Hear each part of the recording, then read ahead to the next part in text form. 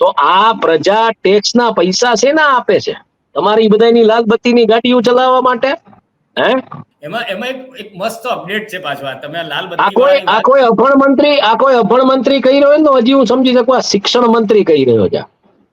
આની ગંભીરતા પ્રજા એટલે લેવાની જરૂર છે કે આ કાલ સવારે તમને એમ કહી દે ભણવું હોય તો ભણાવો તમારા છોકરાઓને, બાકી ખેતીવાડીમાં મજૂરી કરવા કે અત્યારે મજૂરો મળતા નથી ત્યાં મોકલી દો મજૂરી કરવા, બાકી એવી ફરિયાદો લઈ નહીં આવે. તમને કાલ સવારે એમ કહેશે.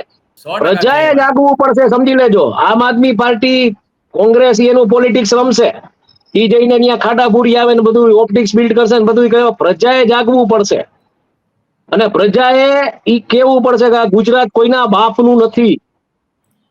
અને કોણે હક આપ્યો કહેવાનો અમને કે ભાઈ ફરિયાદ નહીં કરવાની?